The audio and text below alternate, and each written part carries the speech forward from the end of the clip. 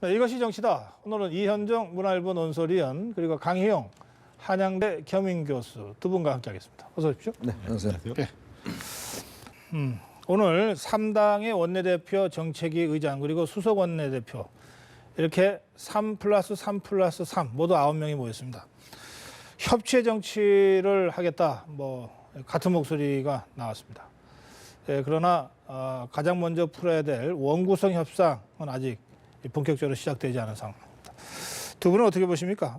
협치에는 한 목소리가 나왔습니다만 잘 될지 어떨지 어떻게 전망하십니까? 그러니까 예전에 그 국회 같은 경우는 주로 양당이 있어서 사실 여당과 야당 이렇게 해서 이제 했는데 그때도 사실 굉장히 어려웠거든요. 사실 근데 이번에는 여당이 이제 제2당이지 않습니까? 네. 야당이 1당이고 또 3당 체제입니다.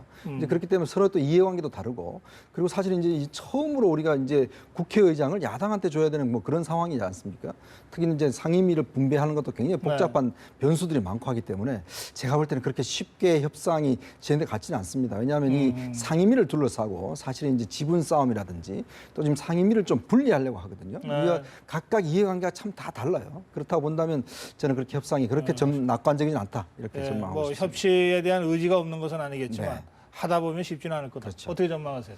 일단 3+3 회동이 우리한테 익숙한데 이번에 3+3+3 회동입니다. 네. 그러니까 그만큼 이제 3당 체제가 16년 만에 처음 시행되는 거고, 그래서 말 그대로 협치에 대해서는 누구나 공감할 수밖에 없는 상황이다. 그래서 오늘 같은 경우에는 정진석 원내대표 같은 경우에는 이제 소통과 대화, 타협의 협치 정치를 주장을 하셨고, 또 우상호 원내대표 같은 경우에는 이제 그동안에 관례적으로 있었던 지각개원은 이번만큼 하지 말자. 그래요. 6월에 제때 열자라고 얘기했고, 박정환 이제 원내대표 같은 생산적 국회, 일하는 국회를 얘기를 했습니다. 그래서 협치와 일하는 국회라고 하는 공통 분모를 가지고 처음 어떻게 보면 이제 상견례 차원에서 만난 것이다. 지금 장면을 보면 이제 9명이 둘러앉아 있는데 한가운데 박지원 원내대표가 앉아 있습니다. 서로 양보하다 보니까 이 연장자가 가운데 앉게 된 모양입니다만. 이 원구성 협상이라든지 또는 쟁점 법안 처리에서도 저렇게 서로 양보하는 모습이 좀 보여줬으면 좋겠는데. 근데 그게 쉽게 되겠습니까?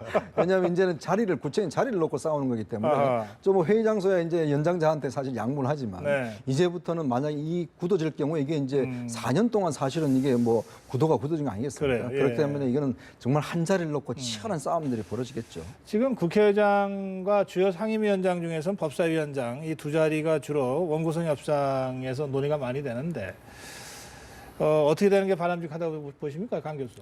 일단 총선 민의를 그대로 따르는 게 맞다. 그래서 이제 일당이 국회의장직을 가지고 가고 법사위원장 자리에 대해서는 서로 의견이 있습니다. 그러나 이제 더불어민주당 같은 경우에는 법사위원장도 야당이 가져가야 되기 때문에 더불어민주당이 가져가야 된다고 하지만 그 부분은 조금 논란이 있는 것 같습니다. 그리고 이제 한 가지 더는 이제 그 상임위를 이제 좀 늘리는 거. 그러니까 그동안에 사실 약간 한 상임위에 너무 많은 업무들이 과중돼 있어서 가령 이번에 얘기가 나왔던 교문위 같은 경우에는 무려 30명인데 위원들이 그러니까 정상적인 회의가 사실 불가능한 상태라는 거죠. 알겠어요. 지금 국회의장은 더불어민주당이 일당이니까 더불어민주당이 갖는 게 좋겠고 법사위원장은 그러면 새누리당이 하는 게 좋겠다 이런 말씀이십니까?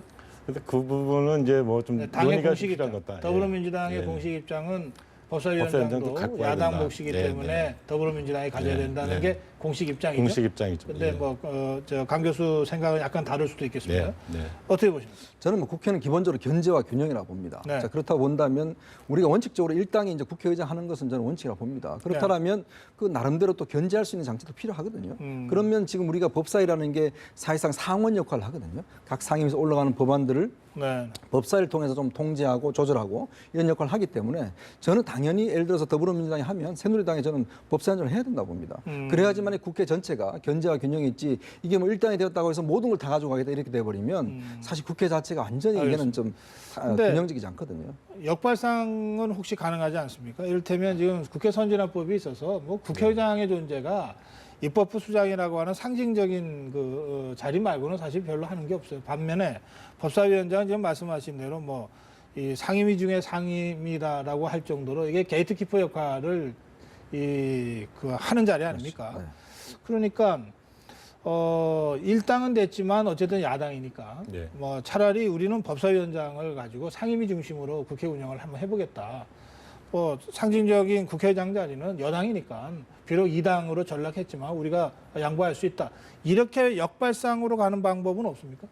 그러니까 사실 이번에 이제 정진석 원내대표가 복당을 하지 않겠다. 네. 원구성 이전에는. 그것도 맞으면 새누리당으로서는 그렇죠. 상당히 좀 당당하게 입장을 정리해 준 거거든요. 네, 그렇게 해서 사실상 국회의장을 더불어민주당에게 주고 그러니까 법사위원장을 갖겠다는 포석으로 보여집니다.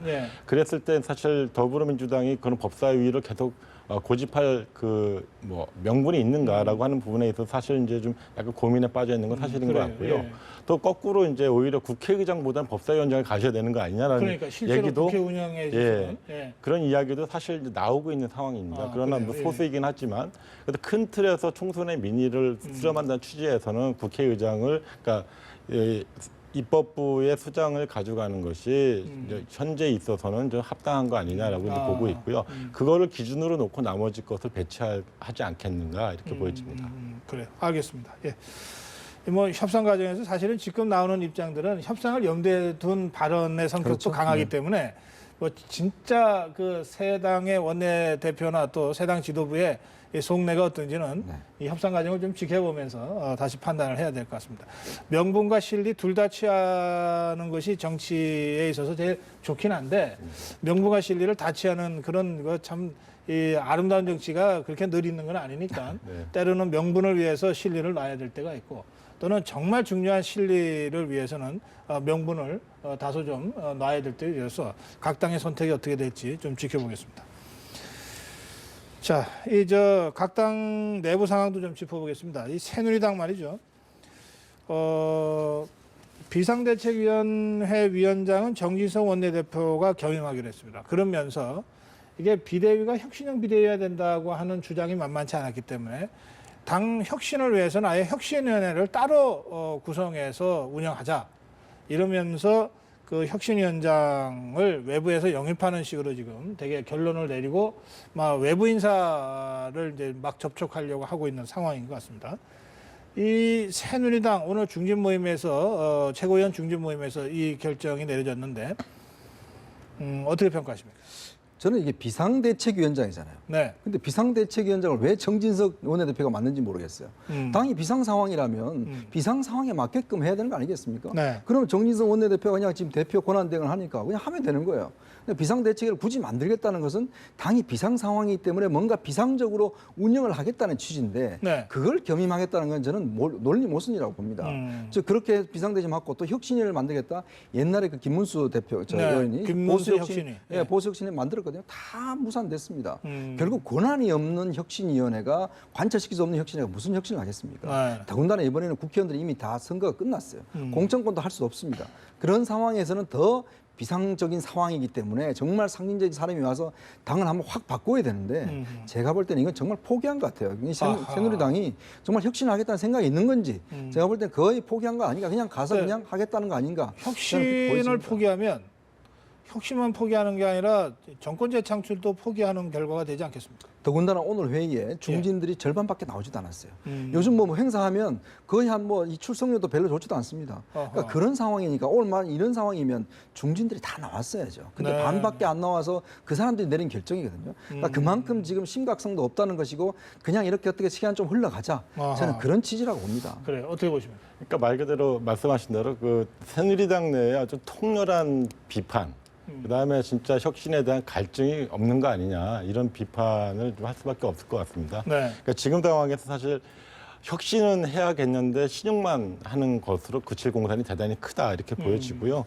그리고 실제로 지금 과거에 뭐 더불어민주당의 김상곤 혁신위 같은 경우에는 총선을 앞두고 했기 때문에 인적 쇄신이라든가 이런 부분들이 이어질 수 있었지만 지금 이거는 제도로 그칠 공산이 대단히 크다. 그렇기 때문에 혁신위 자체 활동에 대해서도 대단히 회의적일 수밖에 없다. 그렇다면 거기에 누굴 모셔오더라도 사실상 그 혁신이 힘을 받기 어렵기 때문에 새누리당 내의 혁신으로 이어지기는 대단히 어렵다. 이렇게 보입니다. 뭐 여러 사람이 뭐 추천되고 거론되고 있는데 하겠다는 사람이 없는 것 같습니다. 이걸 누가 하겠습니까? 이건 뭐 한 달 반짜리 비상대책위원장, 혁신위원장 해서 그냥 아무것도 사실 한 달 번다고 뭘 하겠습니까? 그러니까요. 그런 상황에서 누가 온다는 것은 오히려 그분이 스스로 이름을 좀 하는 것이지. 어떻게 이 비대위를 지금 말씀대로 원내대표가 겸임하면서 혁신위를 그것도 한 달 반짜리 이 전대 전의 혁신위 활동을 끝내기로 한 게 일단 방침 아닙니까? 그렇죠. 그걸 과연 어떤 사람이 그걸 맡을 수 있을지? 지금 비대위원장은요, 이 원내대표는 원내 협상하기도 바쁩니다. 지금 그거 굉장히 힘들거든요. 그거 하면서 무슨 비대위원장 하겠습니까? 알겠습니다. 예. 그래요. 뭐 여러 사람이 거론됩니다만 그 중에 잠시 후에 이 자리에 나올 임명진 경실련 대표도 거론이 됩니다. 네. 한번 물어보겠습니다. 혁신위원장 제안 오면은 생각이 있으십니까? 지금 뭐 이 분위기로 봐서는 이건 맞는 사람이 이상한 거 아닙니까 지금 상황이? 제가 아까 여쭤봤는데요, 안 맡으시겠다 그러시더라고요. 근데 사실 이제 7월로 못 박아놓고 전당대회를 혁신위로 만들겠다라고 하는 게 원래 아는 또 새누리당 내에서 나왔던 얘기는 예, 전대에서 구성된 지도부가 쇄신위를 뭐 혁신위를 구성하는 방안도 거론이 됐었는데 그거는 이번에 아예 설문조사에서 빠진 걸로 되어 있어요. 그러니까 이 혁신이란 기간을 짧고 그냥 뭐 형식적으로 끝내자라고 하는 게 사실 새누리당 내의 다수의 의견이 아닌가 싶습니다. 알겠습니다. 이 위기를 느끼는 그 심급이 좀 다른 것 같습니다. 자, 더불어민주당 김종인 대표가 휴가를 마치고 나서 바로 정책위 의장을 임명했습니다. 이 새누리당은 러닝메이트지만 이 더불어민주당은 원내대표는 의원들이 선출하고 정책위 의장은 당대표가 임명하도록 당헌당규상 규정돼 있어서 변재일 의원을 임명했는데 지금 이 원내대표가 우상호 의원 아닙니까? 3선의 우상호 의원인데 이 4선에 변재일 의원이 정책위의장으로 임명됐습니다. 물론 얼마 전에 새누리당도 그랬습니다. 그렇죠. 유승민 의원이 3선이고 원유철 정책위의장이 4선으로 러닝메이트를 했으니까 뭐 선수가 뒤바뀌는 게 큰 문제는 아닙니다만 그래도 이런 포석을 할 때는 나름대로 좀 의도가 있고 의미가 있을 것 같은데 어떻게 분석을 하십니까? 일단은 뭐 새누리당 김광민 정책위 의장을 좀 고려했다라는 인선 배경이 이제 오늘 나왔습니다. 그래서 김종인 대표가 직접 말씀하시기를 그 행정 경험과 그다음 경제 정책 프로세스에 대해서 능한 사람, 거기에 대응할 만한 인재로서 변재일 의원이 대단히 적임자다 이렇게 보였고요. 그다음에 그 이번 정책위를 구성하면서 정책위 부의장하고 그다음에 정조위원장들을 하는데 정조위원장을 재선급으로 두겠다라고 이렇게 말씀을 하셨습니다. 이거는 뭐냐면 향후에 경제 정당으로 감에 있어서 정책위를 실질적으로 가동시킬 수 있는 체제. 그러기 위해서 4선 정도의 리더십이 필요하다라고 하는 판단이 들어가 있는 것 같습니다. 그럼 이번 인선을 지금 경제 비상대책기구를 만들어서 이거를 대표를 물러날 김종인 대표한테 좀 맡기는 걸로 지금 당내 일부에서 논의가 되고 있지 않습니까? 네. 그 포석과 연동지어서 이루어진 인선이다 이렇게 해석하시는 그렇죠. 것 같네요. 네. 그러니까 가령 이런 겁니다. 그러니까 전당대회 끝나고 나서 김종인 대표가 사실상 경제 특별기구의 수장 역할을 하시면서 당장에 우리 경제 현안이 되고 있는 구조조정 문제라든가 이런 것 현안에 대한 문제 해결 능력을 보여줄 이제 부분이고요. 그래서 정책위는 오히려 좀 더 큰 틀에서의 정책들을 각 분야별 정책들을 다양하게 만들어내면 나가겠다 이런 취지가 담겨 있는 것 같습니다. 그런데 8월 말 9월 초에 전당대회가 예정돼 있고 그 새로 당 대표가 뽑히면 사실 정책위의장은 당 대표가 임명하는 자리니까 그때 가서 또 어떤 인사가 있지 말란 법도 없지 않습니까? 하여튼 뭐 그럼에도 불구하고 일단은 김종인 대표가 대표로 물러난 이후에 비상경제기구를 맡게 된다면 그와 호흡을 맞출 만한 정책위 라인을 일단 인선을 한 것이다. 이렇게 해석은 할 수 있다는 거죠. 어떻게 평가하십니까? 그러니까 결국 이제 4선의 변재일 의원을 임명했기 때문에 또 충청 출신이거든요. 그런 면에서 누가 다음에 대표가 되더라도 아마 이분을 갈아치기는 힘들 겁니다. 그러니까 여러 가지 지역 민심도 그렇고 4선의 중량급도 그렇고 그렇기 때문에 김종인 대표가 아마 그런 포석을 가지고 장기적으로 가지고 나가겠다. 그리고 이번에 그 어떤 구성을 보니까 그 여당급이에요, 사실은.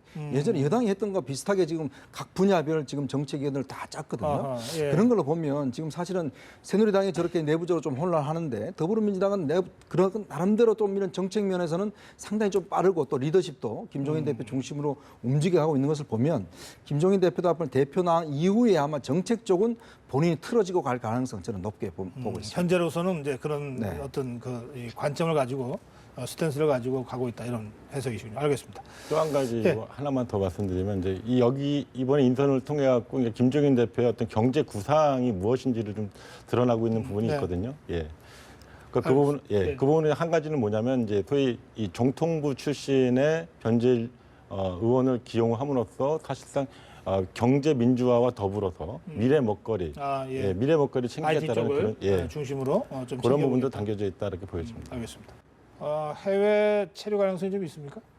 그래서 지금 오늘 나온 이제 문재인 측의 입장은 이제 그 외부의 권유는 있었지만 아직까지 결정된 바는 아무것도 없다라는 입장입니다. 그래서 다만 이제 그 전당대회에서 사실 문심이 작동하냐 마느냐 이거는 또 언론과 정치권의 관심사가 될 것이기 때문에 어찌됐건 불필요한 오해 가능성이 있어서 뭐 가능성은 없지 않다 이렇게 보여지거든요. 아, 그래요? 그러나 이제 문재인 대표의 평소의 어떤 그 태도라든가 소신을 봤을 때는 사실 그런 오해와 무관하게 뭐 자신이 굳이 뭐 그런 이유 때문에 나가거나 그러실 분은 아닌 것으로 이렇게 보여집니다. 이 오해를 피하기 위해서라면 이른바 자의반 타의반 외유라고도 할 수 있는데 그런 식의 행보는 아닐 것이다. 그런 선택을 하지는 않을 것이다. 이런 말씀이죠. 제가 참모라면 나가시라고 그랬을 거예요. 왜냐하면 지금 사실 저는 문재인 전 대표의 가장 큰 적은 문재인이라고 봅니다. 왜냐하면 2012년도에 문재인의 그 모습에서 사실 변한 게 별로 없어요.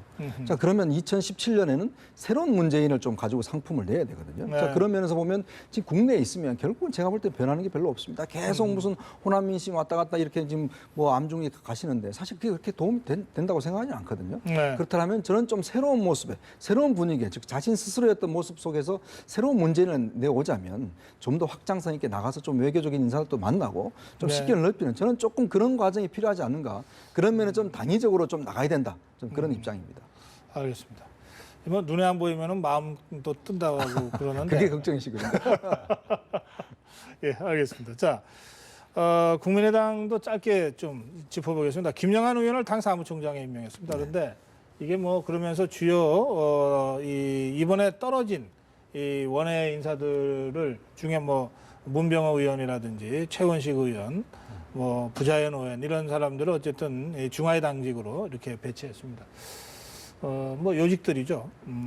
이 호남 홀대론이 다시 나오고 있고 그런데 그건 어떻게 평가하십니까? 저는 이게 지금 결국 안철수 대표의 생각은 원에 탈락한 분들은 최대한 당직을 통해서 뭔가 영향을 좀 모으고 그다음에 당선되신 분들은 좀 국회직을 통해서 뭔가 하고 저는 이런 전략이라고 보거든요. 그러니까 타당하다 봅니다. 타당하다. 그러니까 지금 사실은 이제 뭐 호남이 했다고 해서 호남이 사무총장까지 다 맡아버리면 사실 그동안 왔던 수도권에 떨어진 분들은 할 자리가 없지 않습니까? 그런 측면을 봤을 때는 이렇게 역할 분담하는 것 자체가 보면 뭐 저는 극히 호남 홀대론한 것은 저는 좀 부당하지 않나 이렇게 봅니다. 사실 국민의당이 호남 편중 정당이거든요. 그걸 극복하는 과정에서 서울 수도권의 좋은 뭐 정치적 자원을 활용해야 된다는 측면을 충분히 이해를 합니다. 그리고 호남 의원들은 이제 주요 아까 말씀하셨던 부의장이나 상임위원장직 같은 국회직들을 도전하는 과정, 그래서 적절하게 배분이 이루어지는 과정이 아닌가 싶습니다. 알겠습니다.